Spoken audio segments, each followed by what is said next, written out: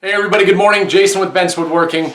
Today I'm coming to you from my office and not my shop because I'm actually getting ready to head up to West Point to go to the military academy for a few days. And before I left, I needed to come in here and do a quote or an estimate for a customer for a project that I'm getting ready to build. So because I was doing that, I felt like this would be an awesome opportunity to explain the process that I go through in order to price my work and generate my invoice or my estimates for my customers. The reason I'm doing this is because I can't tell you how many times I've been asked by other woodworkers, people that are trying to get into woodworking, and how many times I see on a lot of these Facebook forums and discussions, what would you charge for this table? How do you price your work? And really it's quite simple the way that I do it now. It's based off of comments that are written in those forums, and I've kind of just had to take time to finally get to a point where I'm comfortable and I know what works best and I know what's necessary to be charged for a different product. So really, if you watched my first video, it kind of tells why I got into woodworking or how I got into woodworking. One of the things that I discuss is that I posted on social media a couple of times in order to get business after I finally decided to do this. I learned a few things from that. The first thing that I learned is, for the most part, people are not willing to spend high dollar on custom built furniture because there's a million people in my area that will also do it for a much cheaper cost. Doesn't mean it's the same quality, it means it's a much cheaper cost. Second is that for the most part, people on Facebook aren't looking to spend a lot of money, and they can always just get something from somewhere else, or Craigslist or something like that. They're not looking for that $1,500 table. Maybe they're looking for, hey, I know that there's a million people that can do this in the area, so I can get the same table for $500. It'll achieve the look that I want. But what it did do is it gave me the opportunity to figure out how I needed to differentiate myself and my work from everybody else, and that's what it did. So a little backstory as to where I was then and where I am now. When I first started, I did like most people do, and I undercut what I felt like I was worth. And I had to do that in order to get customers. And do I regret doing that? Absolutely not. Would I do it now? Absolutely not. Reason I did it in the beginning is because I needed to have a way to get my name out there. The way that I differentiated my work from other people's is I built the product, I delivered it, they liked it. So what ended up working out to my advantage was it led to a lot of word of mouth, which, if you asked me, is the best way to get your name out there. Because if somebody can come see it, touch it, feel it, talk to somebody that they know and that they care about that product, it's going to in turn make them interested and want to use you for the product. And that is exactly what happened. To the point where I don't need to focus on advertising on social media anymore, or Facebook per se, to look for customers. I simply go on there and from time to time post now just to let people know that, hey, here I am, I'm in the area, take a look at what I can do, and then they can read some of the reviews. But for the most part, the customers that I get now are either return customers or friends of customers that I already had. So did I undervalue myself in the beginning? Yes. Do I recommend to you that you continue to undervalue yourself? Absolutely not. And that's why I don't do it anymore. So I see one of the biggest things that I see when people answer the question of how would you charge for this product that this person wants me to build? Here's a table that I built, what would you charge for it? That doesn't matter. Don't even waste your time writing that question, because what you'll get is you'll get anywhere from I would charge no more than $400 to I would charge $1,500. I sell those all day in my area. And that's exactly what it is. It's the area that that person is in. So I can't tell you what to charge for your table, because I know what I would charge for it based off how it was built, the materials it was used, and what is competitive in my area. The one comment that I see the most is take the cost of materials and multiply that by 3. It's either multiply it by 2 or 3. And that'll give you a price. Here's why that will not always work. That might work on a larger project, but let's say that you have a customer that wants a farmhouse table made of pine, and you get furniture grade pine from a local lumber supplier, and you end up making that, and those materials only cost you $150. But yet that doesn't change the amount of labor that you took to build that project. So if all the materials cost you $150 and you sell that table and it's a giant table and you sell it for $450, you're probably selling it too cheap, because the amount of labor far exceeds, obviously, the price of the materials. Labor doesn't change based off the price of the materials. So it also wouldn't work on smaller things. Let's say you're building, I have a project that I make all the time that if you go on my site, you'll see, and it's a dog bowl holder. It's a very, very simple design. It's just something that I threw together based off a few different things that I saw. It does not cost a lot in materials, but if I was to charge materials times 3, they would be extremely, extremely cheap and not worth the time to make. And this will make more sense when I start talking about what my labor cost is and how I figure that out. So it doesn't always work. It can work, but it doesn't always work. So I tried that for a while and I was like, this just isn't right. I actually had people tell me you should be charging more for your projects. So I went back, looked at it, did a bunch of research, read all of those posts that people do, because a lot of people had great ideas, and to some of you, none of this is going to be new. This is the process that I take. It's broken down into 4 different categories. The first category is obviously materials. The second category is labor, which I'll discuss more in depth. The third category is a shop fee, which I'll discuss. And the fourth category is going to be a delivery fee, which I'll also discuss. So let's talk about the first one, materials. Very cut and dry. I charge the cost of the materials and I add 10%. For example, if I'm making a table out of white oak, I will do the math, whatever math that I can do when it comes to board feet, and I'll figure that out in board feet, how much white oak I'm going to need for that tabletop and the base or whatever it is. I add 10% for 2 reasons. One, most often I end up either coming too short or I get a little bit too much. More often I actually come up too short. It's very rare that I get too much, because I've kind of gotten better about figuring out exactly how many board feet I need just based off time and experience. But I'll do the 10% overage, because when you buy a piece of wood, that whole piece of wood may not be totally usable. Even if you're buying from a box store and you decide to buy oak that's extremely overpriced,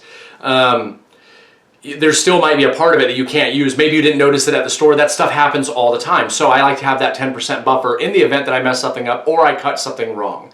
And almost always I end up needing it. So it works out really good. So that's my materials cost. Within that materials, it also covers stuff like if I'm going to use like an entire can of stain, or if I'm going to be using paint for a product, I'll make all those charges into the material. The second one is going to be labor. I charge $35 an hour for labor. That seems to work pretty well. To be honest with you, I'd like to charge a little bit more, but $35 an hour is realistically what I think my work is worth, and I think it's comparable to this area. Now, how do I figure out my hourly rate? Well, initially, I would just say, I think this is going to take me 20 hours. I think this is going to take me 10. And 9 times out of 10, I was always way, way, way too low.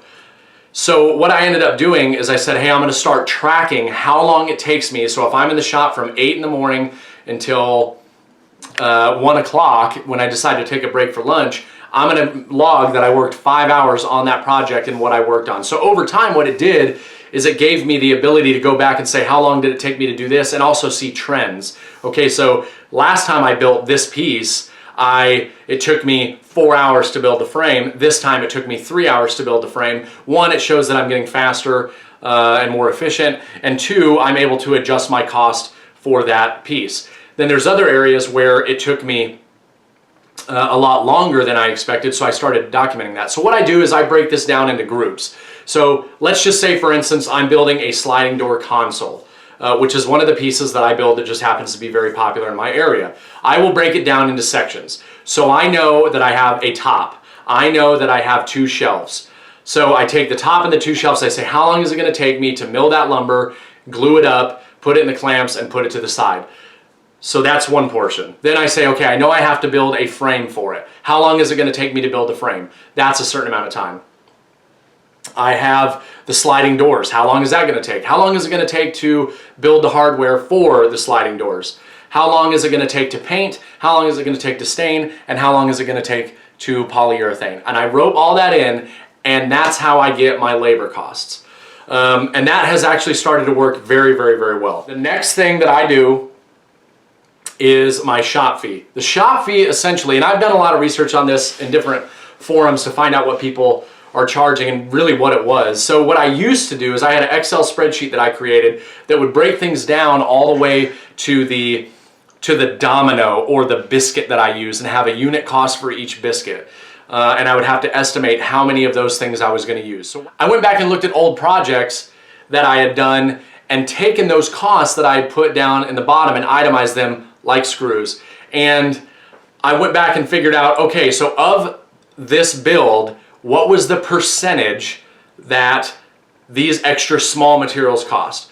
So for the shop fee, I've seen people charging anywhere from 20%, 15%. I just decided to do a 10%. That 10% covers things like power to run the shop when using each one of the tools, screws, dominoes, glue, anything like that that is a small cost. So I had a 10% charge, and I have that written on my invoice, and I haven't had any issues with it. I explain to people what it is. I add that 10% shop fee.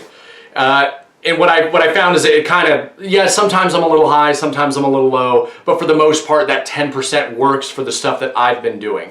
So that's what I do. I do that shop fee, and I explain to everybody, and that kind of helps cover some of my overhead, which honestly, the overhead in woodworking, when you're working out of your home or a shop at your home, you don't really have a lot of overhead. Everything else is kind of like my electric bill isn't that much more expensive with everything else wired up in there and the 220 and all that stuff.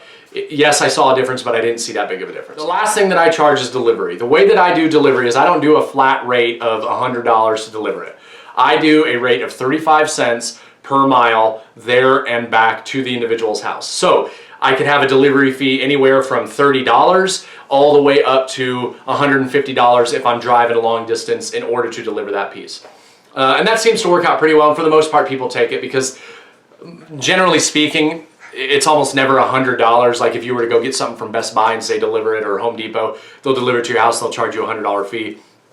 To me, I actually think it's got me more customers, and it just builds some rapport because it gives me opportunity to go over there, put it in the house. I like to take pictures, put it on my website, and it just works out really good. They appreciate it.